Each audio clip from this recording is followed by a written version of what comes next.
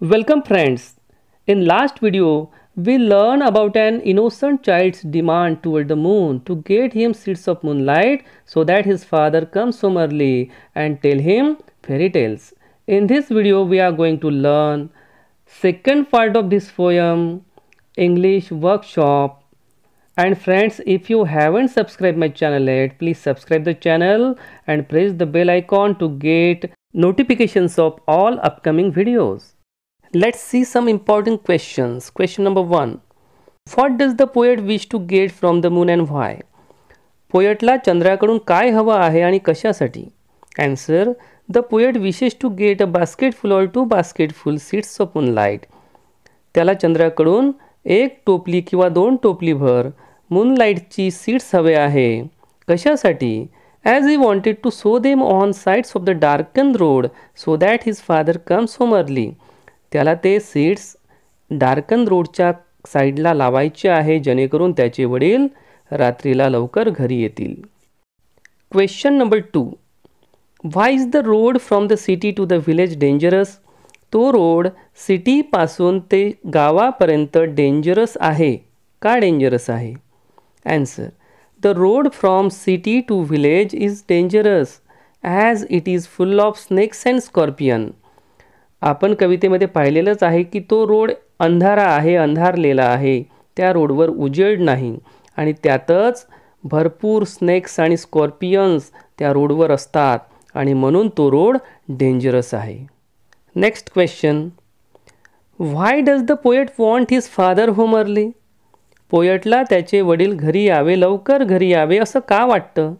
Answer. The poet wants his father home early because he wants to hear fairy tales from his father.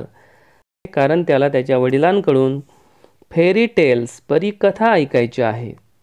The last question. How do you spend your evening time with your family members? सायंकाळचा वेळ तुम्ही तुमच्या कुटुंबातील इतर सदस्यांसोबत कसा घालवता? Answer. I spend my evening time by playing games and watching television with my family members. आम्ही आमचा सायंकाळचा वेळ खेळ खेळण्यामध्ये आणि आमच्या फॅमिली मेंबर्ससोबत टी व्ही बघण्यामध्ये घालवतो. चला तर आता बघूया English workshop. Question number 1. Complete the following sentences with the help of the poem. कवितेच्या आधारे आता आपल्याला खालील सेंटेन्सेस पूर्ण करायची आहे. A. The child wants to sow small moons of light from. त्या मुलाला छोटे छोटे चंद्र कुठून पेरायची आहे? Answer. The child wants to sow small moons of light from the city to his village on the sides of the path. B. According to the child, the route of his village is tough and full of. चाइल्डच्या म्हणण्यानुसार तो जो route आहे तो खूप tough आहे, अतिशय कठीण मार्ग आहे आणि फुल ऑफ कशाने भरलेला आहे? तर full of snakes and scorpions. C. The child wants a basket full of moonlight on. त्याला एक बास्केट भरून मूनलाईट पाहिजे. कसा? ऑन लोन, लोनवर. D. The child wants to light the dark route so that his. चाइल्डला तो dark road प्रकाशित करायचा आहे, प्रकाशमान करायचा आहे जेणेकरून त्याचे father returns home early. Question number 2. Write down the describing words used for the following nouns. Small moons, tough route, विलेजसाठी माय विलेज, होल विलेज आणि मॉर्निंगसाठी अर्ली मॉर्निंग असे डिस्क्रायबिंग वर्ड्स या कवितेमध्ये आलेले आहेत. Third. The child in the poem wants to solve the problems of his village. How can the child solve them with the following wishes? Answer in your notebook. त्याने काही इच्छा व्यक्त केलेल्या आहे, त्या इच्छांमधून त्याला त्याच्या गावातल्या लोकांचा प्रॉब्लेम सॉल्व करायचा आहे. तर बघा आता खाली काही इच्छा दिलेल्या आहे आणि तो कसा प्रॉब्लेम सॉल्व करणार आहे. पहिलं, give me moonlight basket full or two basket full with seeds of moonlight. ही त्याची विश आहे. आता ती वीज जर पूर्ण झाली तर बघा गावातल्या लोकांच्या समस्या कशा सॉल्व्ह होतील. खाली बघा आन्सरमध्ये, as we know the whole village goes to city to work. People have to walk through a darkened, dangerous and tough road full of snakes and scorpions.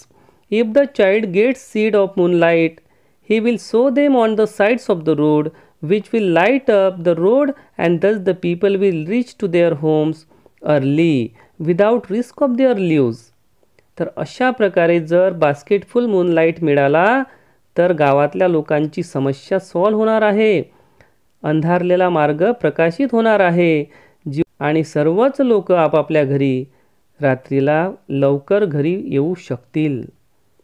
दुसरी wish B, I want to light the dark route so that my father returns early. मला तो dark route light करायचा आहे, लाईटअप करायचा आहे, जेणेकरून माझे वडील घरी लवकर येतील. जर त्याची विश पूर्ण झाली तर बघा काय होईल. The child wants to hear fairy tales from his father, but his father leaves the home early in the morning and arrives home late at night when the child is sleeping. That's why child wants to sow the seeds of moonlight on the sides of the path which is darkened and dangerous, so that his father and all the villagers will come safely and early to their homes and spend more time with their children by telling them fairy tales. जर त्याची ही wish पूर्ण झाली तर त्याचे वडील तर घरी येतीलच, परंतु त्याच्या सर्व मित्रांचे वडील पण घरी येतील आणि सर्वच मुलांना त्यांचे वडील फेरी टेल्स सांगू शकतील. Exercise number 4, pick out and write the lines from the poem that prove the following. आता खाली काही वाक्य दिलेले आहे, त्या वाक्यांचा अर्थ कोणत्या लाईन्समध्ये आलेला आहे बघूया. पहिलं वाक्य, father reaches home late after dark. बाबा घरी खूप लेट येतात आफ्टर डार्क. याला कवितेमध्ये कोणती लाईन्स आहे बघा. When my father returns home I am asleep. ही लाईन्स आहे वरील सेंटेन्ससाठी. B, eager to hear fairy tales from his father. यासाठी लाईन आलेली आहे, I too want to hear fairy tales and stories from him. C, remove darkness and bring light among the darker paths. यासाठी कवितेमध्ये आलेली lines बघा, I want to light the dark route so that my father returns early. तर वरील statement आणि खालील कवितेमधली lines यांचा अर्थ एकच आहे. Write as many words as you can using full as suffix. आपल्याला फुल हा सफिक्स लावायचा आहे. सफिक्स म्हणजे एखाद्या शब्दाला लावलेला उपसर्ग, म्हणजे शब्दाला जोडून दुसरा शब्द, त्याला म्हणतात सफिक्स. आपल्याला सफिक्स लावायचा आहे FUL फुल. तर या ठिकाणी काही उदाहरणे दिलेली आहेत, जसे की basketful, bucketful, handful, spoonful, colourful, powerful, beautiful, wonderful, sackful, bagful. आता बघूया exercise number 6. Pick out the examples of alliteration and repetition from the poem. या कवितेमध्ये अलिट्रेशन आणि रिपिटिशन हा अलंकार आलेला आहे. आपल्याला या अलंकाराशी संबंधित काही लाईन्स पिक आउट करायच्या आहे, या ठिकाणी ओळखायच्या आहे. पहिल्यांदा बघूया अलिट्रेशन. अलिट्रेशनमध्ये आपल्याला माहीत आहे की लाईनमध्ये येणारे जे 2 शब्द असतात त्या 2 शब्दांची सुरुवात एकाच अल्फाबेटनं होते. उदाहरणार्थ, O moon give me moonlight. यामध्ये मून आणि मूनलाईट, मूनचा यम आणि मूनलाईटचा यम दोघांची सुरुवात एमने झालेली आहे. दुसरी लाईन पाहूया, बास्केट फुल ऑर 2 बास्केट्स फुल. या लाईनमध्ये सुद्धा आपल्याला 2 शब्द दिसत आहेत, बास्केट फुल आणि बास्केट्स फुल. या लाईनमध्ये 2 शब्दांची सुरुवात बीने झालेली आहे. Third, the route is tough and full of snakes and scorpions. तर या लाईनमध्ये स्नेक्स अँड स्कॉर्पियन्स हे दोन्ही शब्द यस या अल्फाबेटने सुरू झालेले आहे. आता बघूया रिपिटिशन. रिपिटिशन हा एक असा अलंकार आहे, यामध्ये कवितेमध्ये येणारी एखादी लाईन त्यामध्ये सेम शब्द रिपीट होतो. A same word is repeated. उदाहरणार्थ, small small moons of light. एकच एक्झाम्पल आहे या कवितेमध्ये जे रिपिटिशन दर्शवते, ते आहे small small moons of light. या ठिकाणी 2 वेळा स्मॉल आलेला आहे. Exercise number 7. Write and appreciation of the poem refer to page number 5. Appreciation लिहिताना आपल्याला माहीत आहे की पहिल्यांदा टायटल लिहावं लागतं. तर टायटल लिहूया. The name of the poem is basket full of moonlight. Poet, name of the poet is Sunil Sharma. Rhyme scheme, here is no rhyme scheme, it is a free verse rhyme. ही poem free verse आहे. त्यानंतर favourite line, I want to light the dark route so that my father returns home early. तर आपण ही favourite line या ठिकाणी लिहू. तुम्ही दुसरी पण लिहू शकता. त्यानंतर थीम आणि सेंट्रल आयडिया. या कवितेची थीम काय आहे, सेंट्रल आयडिया काय आहे बघा. The central idea of the poem is child desire to spend more time with his father and to hear fairy tales from him. या कवितेची सेंट्रल थीम आहे की एका मुलाला, एका मुलीला, एका चाइल्डला आपल्या वडिलांकडून फेरी टेल्स ऐकायच्या आहे, परीकथा ऐकायच्या आहे. It is about a child's imagination. आणि परत या कवितेची थीम आहे child's imagination, where he thinks he can help his father and other villagers return home early by lighting their path back from work with seeds of moonlight. यामध्ये एक कल्पना अशी आहे की चाइल्डला वाटते की आपण मूनपासून काही प्रकाश घ्यावा आणि त्या प्रकाशाच्या सहाय्याने आपल्या वडिलांचा अंधारा मार्ग आपण उजळावा, प्रकाशित करावा, जेणेकरून प्रत्येक मुलाचे वडील आपापल्या घरी लवकर येतील. In this poem a child admires the beauty of the moon and request the moon to give him its moonlight. आणि त्याला मूनलाईट दे म्हणून विनंतीसुद्धा करत आहे. तर ही आहे या कवितेमधली सेंट्रल थीम, सेंट्रल आयडिया. आता बघूया फिगर्स ऑफ स्पीच. या कवितेमध्ये आलेले फिगर्स ऑफ स्पीच. अलिट्रेशन आणि रिपिटेशनचे उदाहरण आपण याच्या अगोदर पाहिलेलेच आहे. आपण बघूया आता अँटीथेसिस. अँटीथेसिस म्हणजे कवितेमध्ये येणाऱ्या एका लाईनमध्ये दोन विरुद्धार्थी शब्द येतात एकाच लाईनमध्ये. जसं I want to light the dark route, मला डार्क रूट लाईट करायचा आहे, मला अंधारा मार्ग प्रकाशित करायचा आहे. तर अंधारा मार्ग आणि प्रकाशित करणे ह्या दोन वेगवेगळ्या कल्पना आहे, वेगवेगळे वर्ड्स आहे, अपोजिट वर्ड्स आहे, अपोजिट आयडिया आहे, त्या एकाच लाईनमध्ये एक्सप्रेस केलेल्या असल्यामुळे तो जो फिगर ऑफ स्पीच आहे दॅट इज अँटीथेसिस. हायपरबोल. हायपरबोल हा असा अलंकार असतो की त्यामध्ये एक्झॅगरेशन दर्शवलेलं असतं. एक्झॅगरेशन म्हणजे अतिशयोक्ती. जसं की O moon give me moonlight, चंद्र, अरे चंद्रा मला तुझा मूनलाईट दे. ही एक्झॅगरेशन आहे, हायपरबोल आहे. कारण आपल्याला माहीत आहे की चंद्र तसा करू शकत नाही आणि चंद्राचा मूनलाईट कोणी घेऊ शकत नाही. आणि कसा दे, तर बास्केट फुल दे किंवा 2 बास्केट फुल दे, तसं होऊ शकत नाही. आणि त्या चंद्राला सीड्स वगैरे नसतात. त्यामुळं ह्या लाईन्समध्ये दर्शवलेली जी कल्पना आहे दॅट एक्सप्रेसेस हायपरबोल. आता बघूया special features of this poem. The poem uses the free verse rhyme scheme perfectly. या कवितेमध्ये कुठलीही राईम स्कीम नाही. The poem uses free verse rhyme scheme. या कवितेमध्ये फ्री वर्स राईम स्कीम आहे आणि त्याचा कवीने परफेक्टली वापर केलेला आहे. It clearly shows how a child imagination can be innovative and how his mind works to solve everyday problem. कवीने या ठिकाणी फ्री वर्ड्सच्या माध्यमातून इनोव्हेशन दर्शवलेलं आहे. त्याच्या मनामध्ये कशा नवनव्या कल्पना येऊ शकतात, तो त्याच्या पद्धतीनं कसा त्या गावचा प्रॉब्लेम सॉल्व करू शकतो. तर ह्या सर्व गोष्टी कवीने या कवितेमध्ये डिपिक्ट केलेल्या आहे, या सर्वांचं वर्णन केलेलं आहे. Why I like or dislike the poem. या प्रश्नाचे उत्तर लिहिताना आपण लाईक लिहिलं पाहिजे. I like the poem because I too like to spend more time with my parents.